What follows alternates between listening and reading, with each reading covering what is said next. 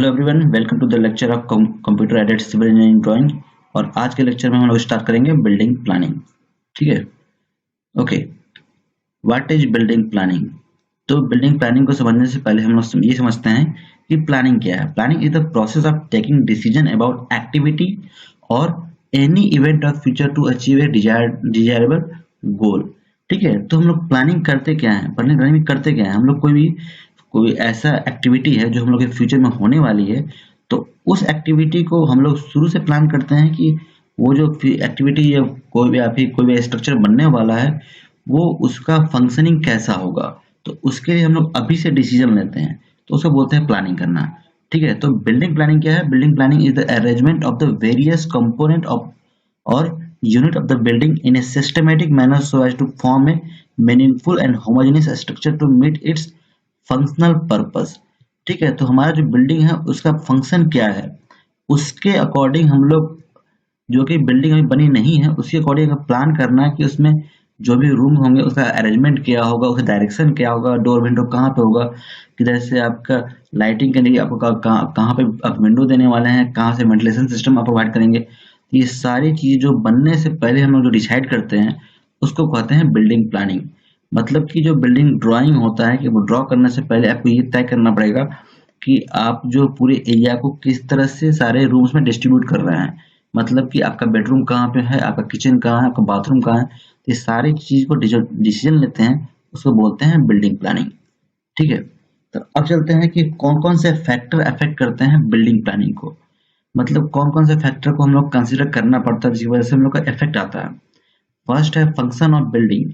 मतलब कि हमारा जो बिल्डिंग है वो पर्पस क्या है। बिल्डिंग बनाने है किसी एरिया में, तो उसका पर्पस क्या है, उसमें हम लोग रेजिडेंशियल पर्पस का इस्तेमाल करने वाले हैं, मतलब उसमें फैमिलीज रहेंगी, या फिर वो पब्लिक पर्पस के लिए इस्तेमाल होने वाला है, मतलब कि वो पोस्ट ऑफिस, बैंक, या फिर किस तरह का रेलवे स्टेशन, बस स्टैंड, ये सब बनाने वाले हैं उस बिल्डिंग में। या फिर कमर्शियल यूज है। कमर्शियल यूज मतलब कि वही आपका कोई बैंक है, या फिर आपका कोई स्टॉक एक्सचेंज है, या फिर कोई मार्केट प्लेस है, इस तरह की लोकेशन है। इंडस्ट्रियल बिल्डिंग है जहाँ पे आप कुछ मैन्युफैक्चरिंग कर रहे हैं या फिर कुछ असेंबलिंग कर रहे हैं। तो इसके पर जो हमारा पर्पस है उसके अकॉर्डिंग हम लोग फिक्स करते हैं कि पूरे एरिया को हम लोग किस तरह से डिस्ट्रीब्यूट करना है डिफरेंट डिफरेंट एरिया में। रेजिडेंशियल एरिया है तो आपको बेडरूम या किचन, बाथरूम, ये सब के लिए आपको ज़्यादा स्पेस की जरूरत नहीं पड़ेगी। लेकिन पब्लिक बिल्डिंग में आप जाएंगे तो आपको मूवमेंट के लिए ज़्यादा स्पेस देना पड़ेगा। पब्लिक को बैठने के लिए आपको लोकेशन प्रोवाइड करनी पड़ेंगी। कमर्शियल पर्पस है तो कमर्शियल पर्पस में आपको वेटिंग रूम के साथ साथ आपका जहाँ पे इंटरेक्शन होता है आपके पब्लिक का किसी स्टाफ से, उसके लिए भी आपको स्पेस को उस तरह से आपको अरेंज करना पड़ेगा। इंडस्ट्रियल में आपकी इंडस्ट्री कैसी है, उसमें कितना बड़ी बड़ी मशीनरी इस्तेमाल होने वाली है और उसको कितना स्पेस चाहिए, उसके रिक्वायरमेंट के अकॉर्डिंग हम लोग फिक्स करते हैं कि हमारी बिल्डिंग कैसी बनेगी। ठीक है, नेक्स्ट है shape and size of plot. अब है कि जो हमारे पास प्लॉट है, जो एरिया लैंड एरिया है, उसका शेप एंड साइज क्या है। अगर आपका लेंथ, तो लेंथ वाइज आपका जो है लॉन्गर है या फिर आपका स्क्वायर है, उसके अकॉर्डिंग हम लोग फिक्स करते हैं कि हम लोग का जो बिल्डिंग है उसमें आपका बेडरूम, किचन, बाथरूम या फिर आपके जो भी डिफरेंट रूम्स है उसका अरेंजमेंट कैसा होगा। ठीक है, नेक्स्ट है टोपोग्राफी। टोपोग्राफी मतलब होता है कि आपका जो भी प्लॉट एरिया है उसका जो है फीचर्स कैसे हैं। फीचर्स कैसे मतलब कि वो आपका जो जो प्लॉट है वो अब किस रीजन में पड़ता है, प्लेन रीजन में पड़ता है या कोई हिली एरिया है। हिली एरिया होगा तो हो सकता है किसी पूरे प्लॉट में कहीं आपका कुछ पोर्शन आपका बहुत ज़्यादा एलिवेटेड हो, कुछ हाइट पर हो, कुछ लो पर हो। तो इस केस में है कि आपको जो स्ट्रक्चर बनाने हैं तो उसको ऐसे प्लानिंग करनी पड़ेगी ताकि आप प्रॉपरली उसको कम खर्च में बना सके। तो इसमें भी आपको बहुत सारी ध्यान देना पड़ती है कि आपका कितना आपको हाइट रखनी है, कितना आपको डिफरेंट फ्लोर के बीच में लेवल में कितना डिफरेंस रखना है। नेक्स्ट है यूजर रिक्वायरमेंट। ये सबसे इम्पोर्टेंट पैरामीटर है कि आपका जो बिल्डिंग है वो यूज कौन करने वाला है। यूज जो करेगा उसके अकॉर्डिंग ही आपको सारी फैसिलिटी प्रोवाइड करनी है, उसके अकॉर्डिंग ही आपको पूरे स्पेस को डिवाइड करना है और उसको किसी खास पर्पज के लिए डेजिग्नेट करना है। ठीक है, नेक्स्ट है लोकेशन ऑफ द बिल्डिंग। मतलब कि बिल्डिंग का लोकेशन क्या है, आपका रूरल एरिया है, अर्बन एरिया है। रूरल एरिया है तो फिर आपको पास ज़्यादा सोचने की जरूरत नहीं पड़ेगी, आपके पास लैंड के आसपास स्पेस होगा अगर अर्बन एरिया में है तो हम लोग कोशिश करते हैं कि मैक्सिमम लैंड को यूटिलाइज कर सके, तो उसके अकॉर्डिंग हम लोग बिल्डिंग्स बनाते हैं। ठीक है, नेक्स्ट है कॉस्ट ऑफ कंस्ट्रक्शन, कि आपका जो खर्चा आने वाला है बिल्डिंग के लिए, तो वो कितना आपका आपका फंड है, कितना आपका पास बजट है। अगर आप ज़्यादा कॉस्ट आप बियर कर सकते हैं, आप चाहते हैं कि बिल्डिंग लग्जरी बने और देखने में बहुत अच्छी लगे, तो उसके केस में आप कॉस्ट में मतलब कंस्ट्रक्शन में आप बहुत सारे सुधार कर सकते हैं। या फिर आप चाहते हैं कि आपके कम से कम कॉस्ट में आपका बने, तो उसके अकॉर्डिंग आप कुछ एलिमेंट्स को निकाल भी सकते हैं। तो कॉस्ट के अकॉर्डिंग ही हम लोग बिल्डिंग में कुछ फैसिलिटीज हम लोग प्रोवाइड एक्स्ट्रा कर सकते हैं या फिर छोड़ सकते हैं। मतलब जैसे कि अब कॉस्ट ऑफ कंस्ट्रक्शन आपका मतलब कोई आपका बजट कम है, तो उस केसेस में आप जो एक्स्ट्रा लॉबी हो गया या फिर पार्किंग एरिया हो गया या फिर किसी तरह की एक्स्ट्रा लग्जरियस पर्पस के लिए जो भी हम लोग फीचर्स प्रोवाइड करते हैं, उसको अवॉइड कर सकते हैं। नेक्स्ट है क्लाइमेट कंडीशन। क्लाइमेट कंडीशन में आता है ये आपका जो भी रीजन है उसका टेम्परेचर क्या रहता है, उसमें विंड जो है, विंड का डायरेक्शन क्या है, वहाँ पे जो भी रेन होता है तो रेन का इंटेंसिटी कितनी है, कितने क्वांटिटी में रेन होता है। इंटेंसिटी मतलब कि आपके 2 महीने होती है बारिश, 4 महीने होती है, पूरे साल भर बारिश होती है। तो ये सारी जो फीचर्स जो क्लाइमेटिक कंडीशंस है उसको भी बिल्डिंग के लिए कंसिडर करना पड़ता है। मतलब कि आपकी जो बिल्डिंग है वो इंडिया के किस लोकेशन में बन रही है।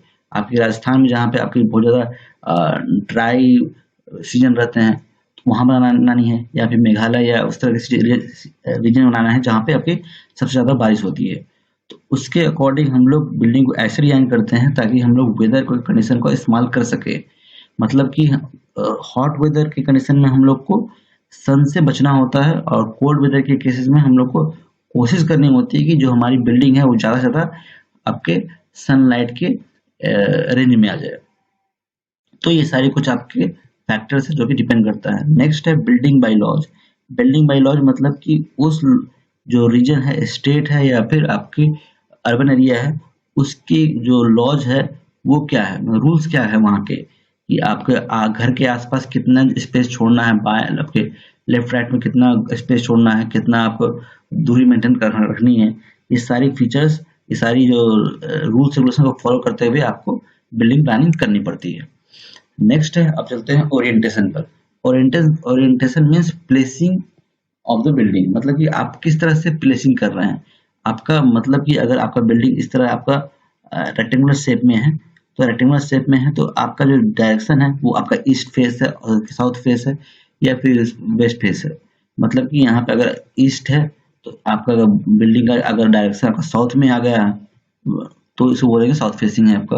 आपका हो सकता है कि आपका यहाँ पे बिल्डिंग इस तरह से आप ओरिएंट कर दें, मतलब आपका अगर साइज सेम रखें, बस ओरिएंटेशन चेंज कर दें, तो वो आपका ओरिएंटेशन चेंज करने की आपकी जो फ्लेक्सिबिलिटी है वो तभी मिल सकती है जब आपके पास लैंड एरिया सफिशिएंट हो।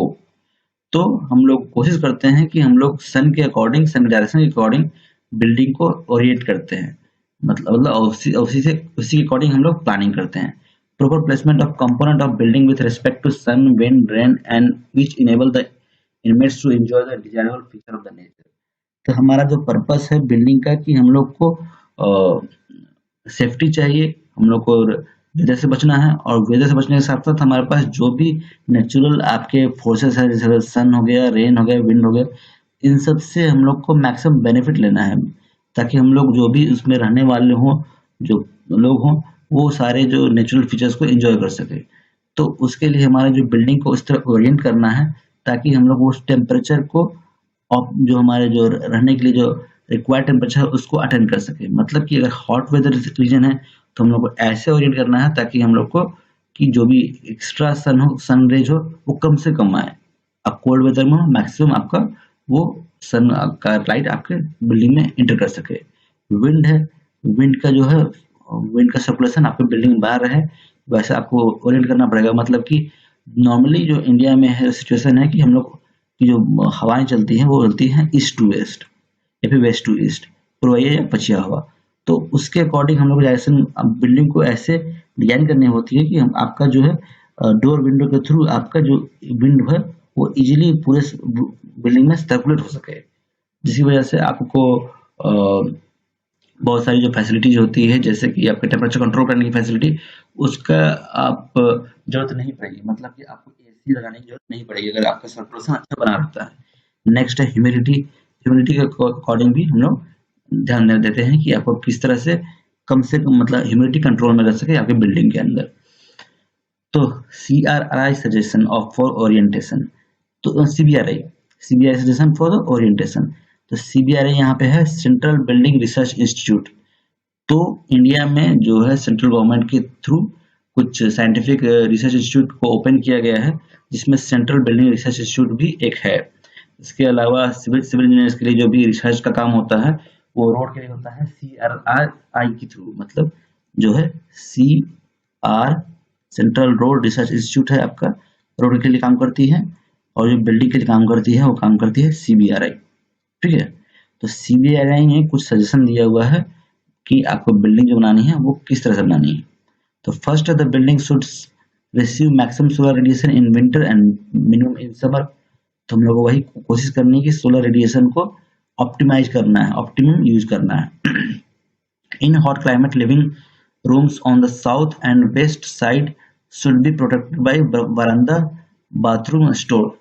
एक्चुअली हमारा जो कंट्री है इंडिया का जो लोकेशन है वो हमारा जो अर्थ पे आपके नॉर्दर्न हेमिस्फीयर में हम लोग हैं। मतलब कि अर्थ में अगर आप उसको डिवाइड करें तो हम लोग इंडिया का जो लोकेशन है वो नॉर्थ हेमिस्फीयर में है। तो मैक्सिमम सनलाइट आता है आपका साउथ से आता है, साउथ डायरेक्शन से। इसीलिए तो हम लोग कोशिश करते हैं कि जो लिविंग रूम है वो साउथ और वेस्ट साइड में जो अगर बन रहा है तो उसके केस में हम लोग वरांडा बाथरूम या किसी और स्ट्रक्चर से प्रोटेक्ट कर सके, मतलब कि आपका जो बहुत ज्यादा हीट आपके बिल्डिंग में एंटर ना कर सके, आपके लिविंग एरिया में हीट एंटर ना कर सके। नेक्स्ट है for hot humid zone the orientation is govern by the direction of breeze. मतलब जहाँ जिस रीजन में आपको बहुत ज्यादा हॉट है, ह्यूमिड है, गर्मी है, बहुत ज्यादा नमी रहती है, उसके केस में आपका जो है बिल्डिंग ऐसे डायरेक्शन में ओरिएंट होना चाहिए ताकि आपका जो बिल्डिंग में सफिशिएंट वेंटिलेशन होता रहे, मतलब एयर का सर्कुलेशन होता रहे। मतलब कि कोई सी बिल्डिंग में जिस डायरेक्शन में ब्रिज है, मतलब कि ठंडी हवा बहती है, उस डायरेक्शन में आपका बिल्डिंग होना चाहिए। ठीक है, नेक्स्ट है exposure to sun can be reduced by shady tree और sunny side and also be keeping shorter wall on east and west side. तो हमारे सन का जो एक्सपोजर है वो आपको इस तरह से ओरिएंट करना है, मतलब सन को तो नहीं कर सकते, मतलब बिल्डिंग के आसपास जो शेडी ट्री है आपको इस तरह से प्लांट करनी चाहिए ताकि हम लोग को गर्मी के दिन में उसका मतलब धूप को हम लोग कंट्रोल कर सके, सन रेज को हम कंट्रोल कर सके। And also be keeping the shorter wall on east and west, और हम लोग को भी ये ध्यान रखना है कि हम लोग को ईस्ट एंड वेस्ट में शॉर्टर वॉल इस्तेमाल कर सके। नेक्स्ट है all the rooms which are occupied in the day time should preferably to place on north and east side. तो हम लोग को जो मैक्सिमम मतलब ऑक्यूपाई करते हैं उसको हम लोग कोशिश करते हैं कि नॉर्थ एंड ईस्ट साइड में हम लोग उसको ओरिएंट कर सकें। The bedroom should be placed in the direction of prevailing wind and at the same time protected by veranda from the heat from the of afternoon sun. तो दोपहर की धूप से बचने के लिए हम लोग का इस तरह से आपका लिविंग रूम बेडरूम का अरेंज होना चाहिए ताकि हम लोग का जो प्रॉपर विंड भी आए और सेम टाइम में वरांडा से हम लोग सन को जो हीट है उसको भी प्रोटेक्ट कर सकें। ठीक है, नेक्स्ट है आपके कुछ सजेशंस हैं जिसके अकॉर्डिंग हम लोग को डिजाइन करना चाहिए। तो इसके अकॉर्डिंग ही हम लोग जो इंडिया में डेवलप किए गए जो बिल्डिंग साइंस है, जो बोलते हैं वास्तुशास्त्र बोलते हैं, तो वास्तुशास्त्र जो इंडिया में डेवलप किया गया है वो इंडिया के पर्पज से ही किया गया है। तो इंडिया में किस रूम को कहाँ किस डायरेक्शन में ओरिएंट करना चाहिए उसके अकॉर्डिंग अगर रखा जाता है तो सन का जो है विंड का प्रॉपर हम लोग को बेनिफिट मिल पाता है। ठीक है, तो अगर हम डिस्कस करें कि हम लोग कौन कौन से रूम किस डायरेक्शन में होने चाहिए, तो वो है आपका बेडरूम है जो कि नॉर्थ वेस्ट में होना चाहिए, नॉर्थ या नॉर्थ वेस्ट में, ताकि आपको ज़्यादा हीट ना मिल सके।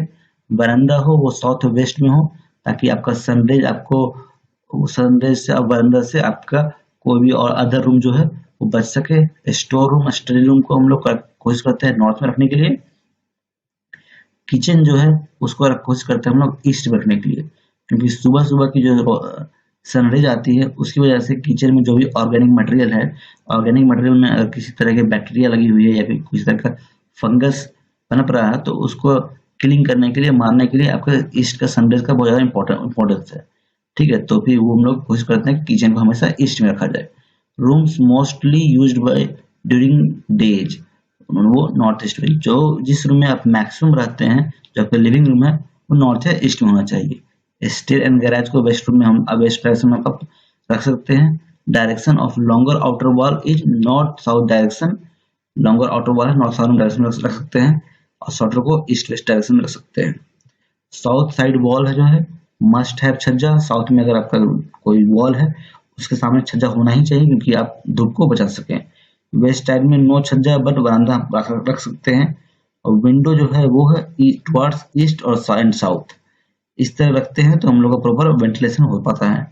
Best facing of the house north, अगर नॉर्थ की तरफ आपका बिल्डिंग का फेसिंग है तो बेस्ट होता है। तो आगे हम लोग डिस्कस करेंगे प्रिंसिपल ऑफ प्लानिंग, मतलब कि कौन कौन सी फैक्टर्स है जिसको ध्यान में रखें हम लोग को प्लानिंग करनी चाहिए। कौन कौन सी चीज जो कि है एस्पेक्ट, मतलब कि आपका जो है बिल्डिंग जो है प्रॉपर सनलाइट और विंड को अट्रैक्ट कर पा रहा है या नहीं, उसमें एंटर कर पा रहा है कि नहीं। प्रोस्पेक्ट, मतलब किस तरह से आपकी आउटर अपीयरेंस है, आउटर अपीयरेंस मतलब कि बाहर से आपका बिल्डिंग कैसा दिखता है, मतलब कि उसके आसपास आपने क्या क्या प्लांटेशन किया कर रखा है। प्राइवेसी है, प्राइवेसी बहुत इंपॉर्टेंट पार्ट है किसी बिल्डिंग का, आपने प्राइवेसी मेंटेन करने के लिए आपने क्या क्या फीचर्स प्रोवाइड की है। सर्कुलेशन है कि आपने जो बिल्डिंग का जो अरेंजमेंट है उसको किस तरह बनाया है कि ताकि आपको प्रॉपर सर्कुलेशन हो सके। रोमिनेस है कि आप बिल्डिंग का जो रूम्स है उसको प्रॉपरली कैसे यूज कर पा रहे हैं। ग्रुपिंग है, मतलब कैसे ग्रुप किया गया है सारे रूम्स को। एलिगेंस है, मतलब कितना ब्यूटीफुल आपने डिजाइन किया हुआ है। सैनिटेशन है, कितना अच्छा से आपका मतलब बैक्टीरिया क्लीनिंग का प्रोसेस आप अपना पा रहे हैं। फ्लेक्सिबिलिटी है कि कितना आप एक ही रूम को बहुत डिफरेंट तरीके से इस्तेमाल कर सकते हैं। इकोनॉमी, कम से कम खर्च बनाना है, और प्रैक्टिकल कंसिडरेशन, ये सारी चीजें देखनी पड़ती है। तो ये सारी चीजों को हम लोग नेक्स्ट लेक्चर में डिटेल में डिस्कस करेंगे। ठीक है, थैंक यू।